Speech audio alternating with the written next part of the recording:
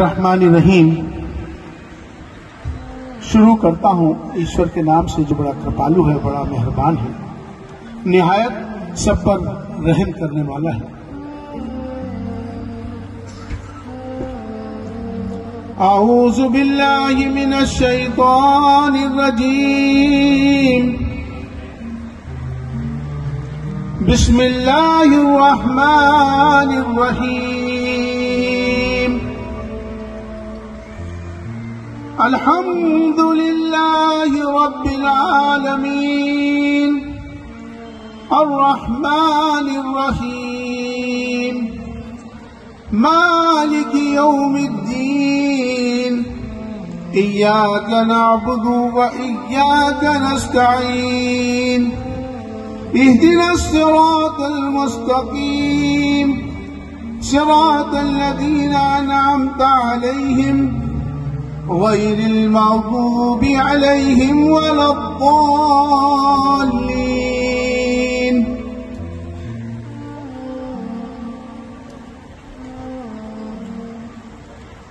अब मैं, चूंकि ये प्रार्थना अरबी में हुई थी, अब मैं इसी प्रार्थना को आपके सामने हिंदी में प्रस्तुत करूंगा। बिस्मिल्लाहिर्रहमानिर्रहीम। भावना दिन रात मेरी सब सुखी संसार हो, सत्य संयमशील का व्यवहार बारंबार हो, धर्म के विस्तार से संसार का उद्धार हो,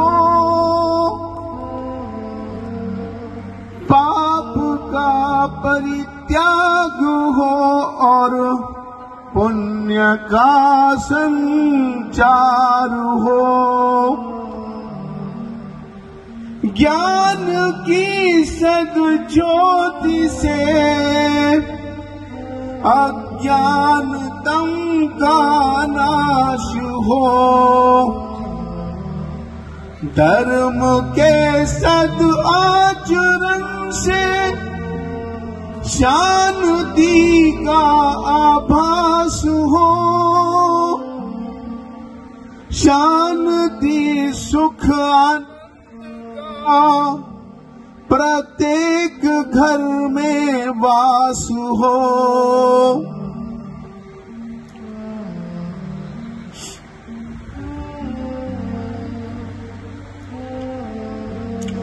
वीर वाणी पर सभी संसार का विश्वास हो,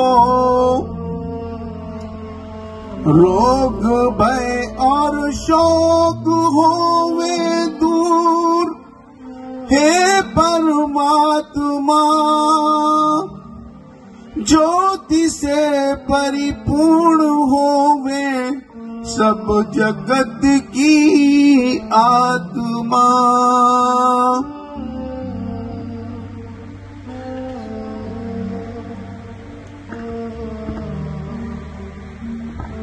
आज के गोपाष्टमी के इस पर्व पर मैं सभी को सबसे पहले तो बधाई देता हूं, शुभकामनाएं देता हूं तमाम अपने पूरे भारतवासियों को।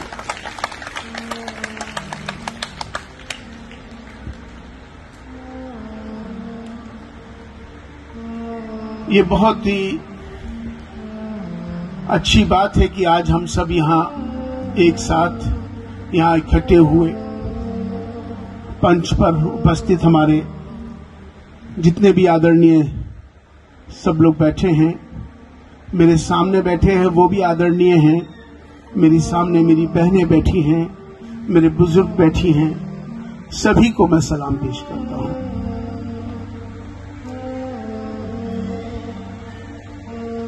ये गौशाला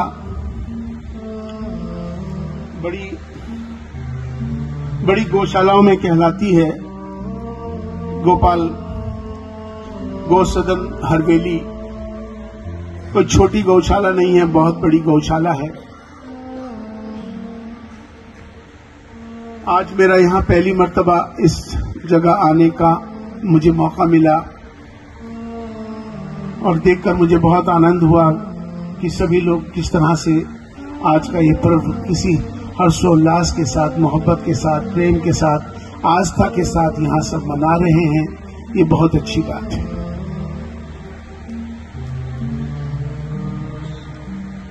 हमारे सबके धर्म जरूर अलग हो सकते हैं,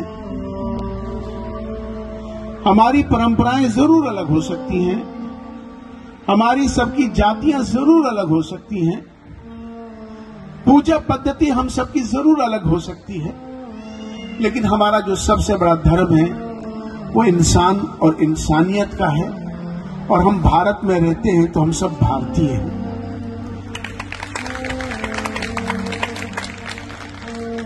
आओ हम सब मिलकर भारत को मजबूत करें, भारतीयता को मजबूत करें। राष्ट्र सर्वोपरि है।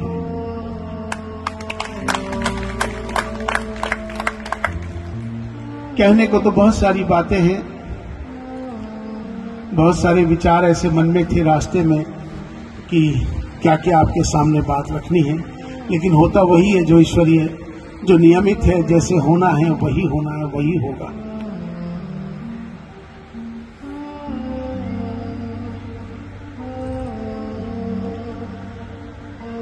गाय का आज पर्व है। मैं इस मौके पर जो मेरे जहन में 2-3 बातें थी आपके साथ रखना चाहता था, उसमें संस्कार और संस्कृति को लेकर आज मैं बात करना चाहता हूं आपके सामने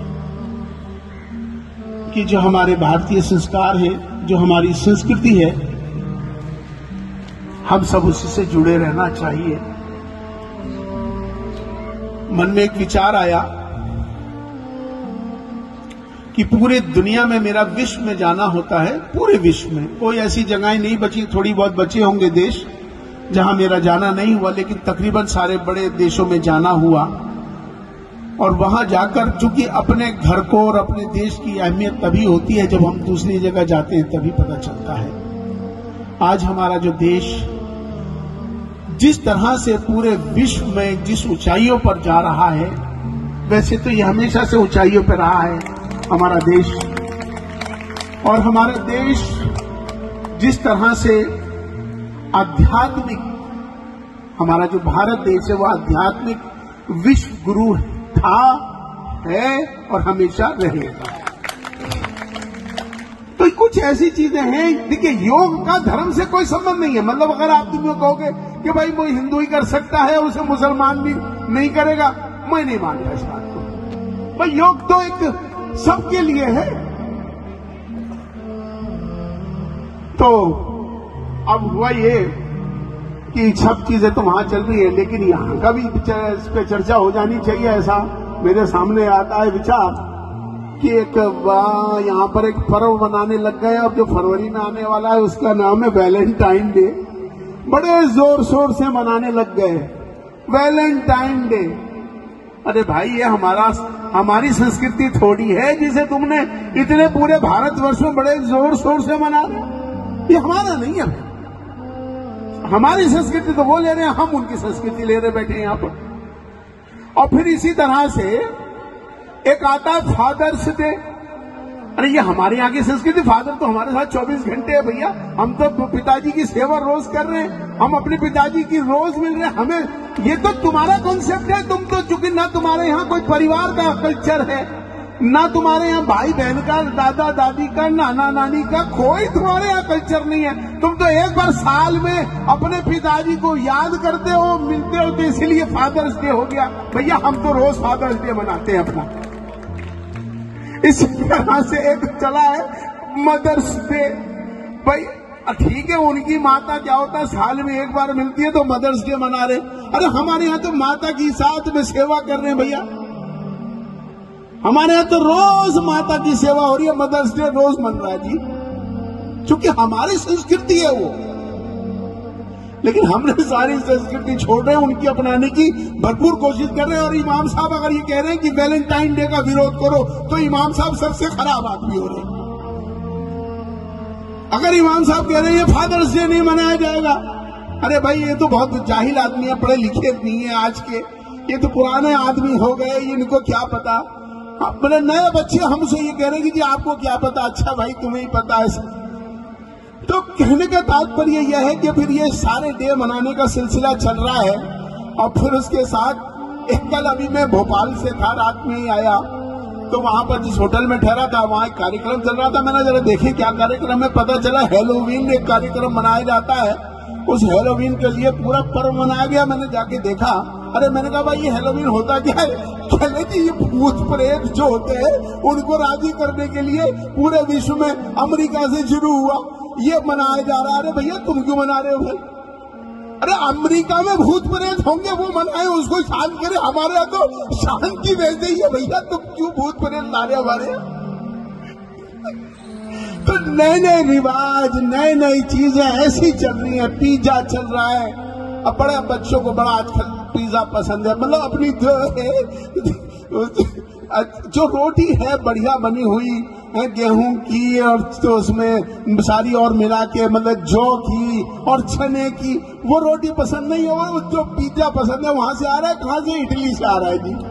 अरे भाई हम क्यों अपनी चीजों को बदले भैया? अपनी चीजें खाएंगे, गाय है, गाय का दूध पिएंगे। तो इसी तरह से भाई कहने का तात्पर्य यह है कि हमें अपनी संस्कृति से जुड़ के रहना चाहिए। बुनियादी बात मैं आज आपके सामने यही कहना चाह रहा हूं कि अपनी संस्कृति से मत हटो, अपने संस्कारों से मत हटो।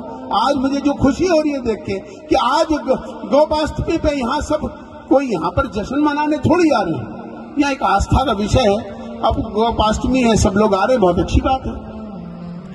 तो कहने का मकसद अब यही है कि हम जो है एक और नया चलन और चला, चूंकि मेरे बुजुर्ग लोग बैठे हैं यहाँ, हमारे यहाँ की खराबी भी, उसको भी हम लोग चर्चा करना चाहिए। उसको सुधार होता है। खराबी करने का मतलब बात चर्चा इस पे हो कि हम अपनी चीजों को भी सुधारें।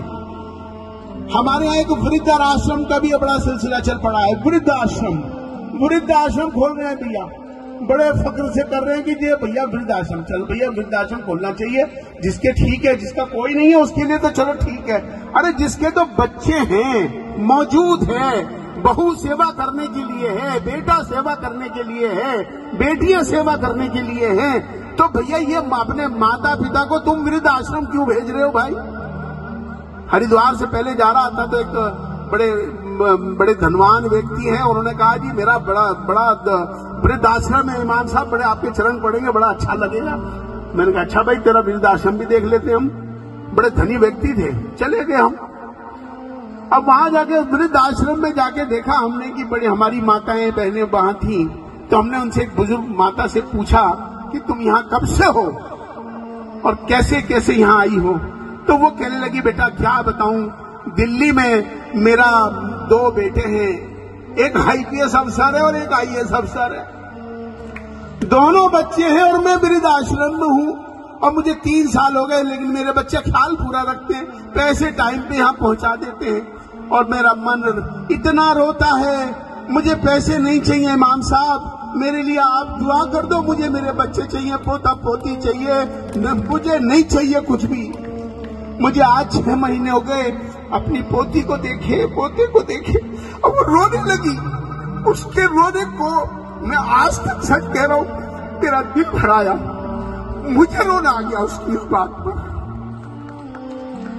मतलब हम क्या कर रहे हैं? हम ऐसा पढ़ाई कर रहे हैं, हम आज ऐसी तालीम, ऐसी एजुकेशन, ऐसी शिक्षा हासिल ग्रहण कर रहे हैं कि हम अपने माता पिता की सेवा करने के बजाय, अरे तुम्हें श्रवण कुमार बनना चाहिए था।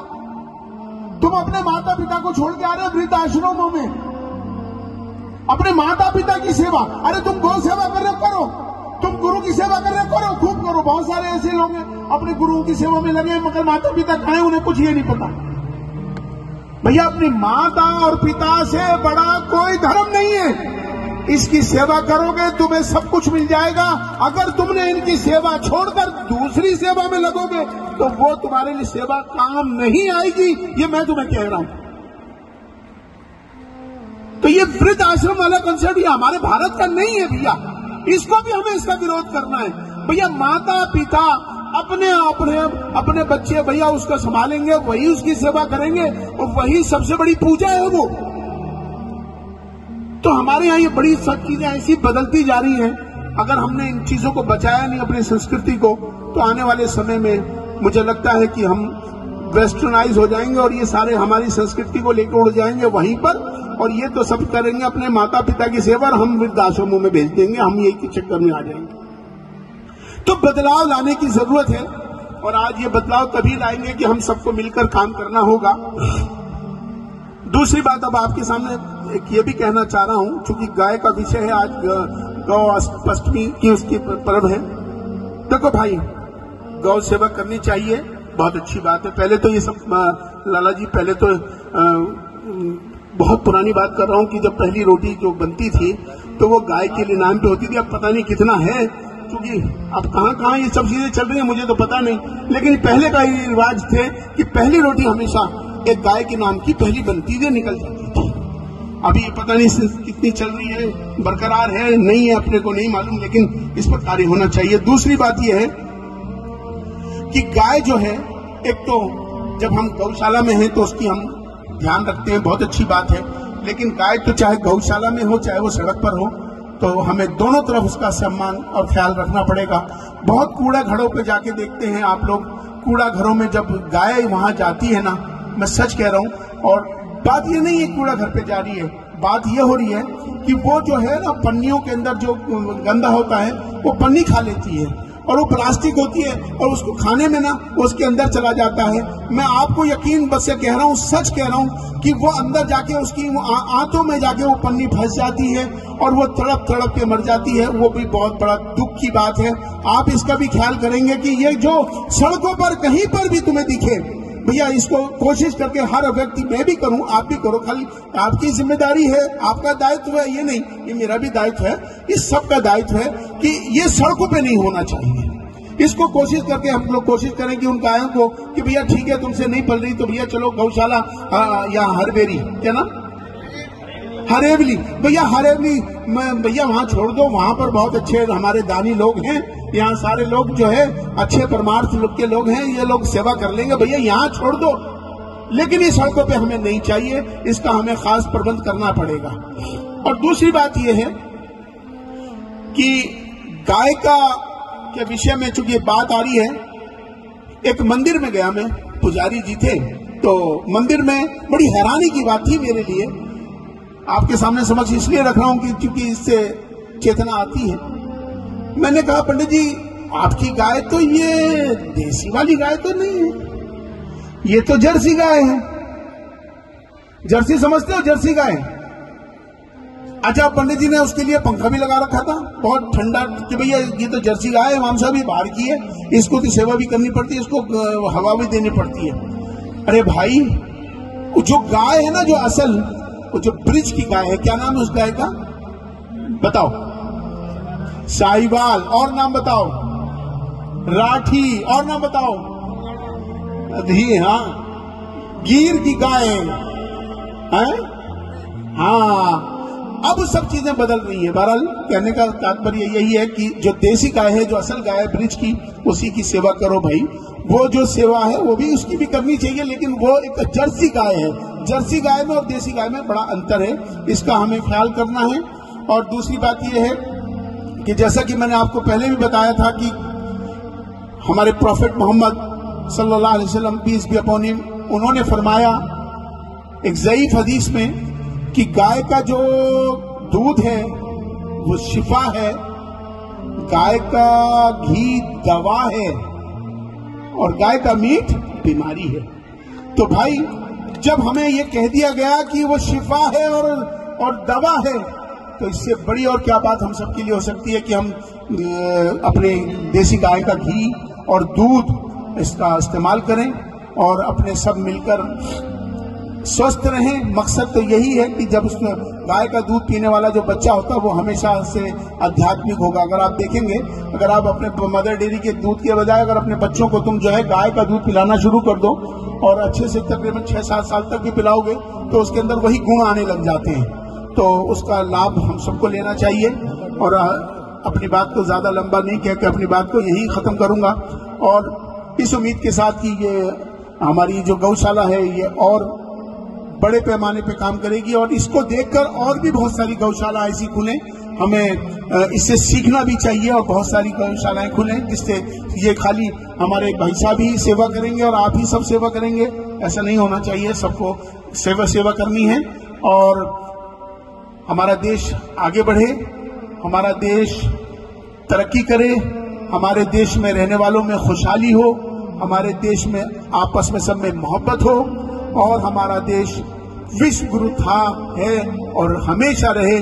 उसी अपने दुआओं के साथ बहुत बहुत शुक्रिया, आप सबने मुझे बुलाया और आज के इसमें मैं शामिल हुआ।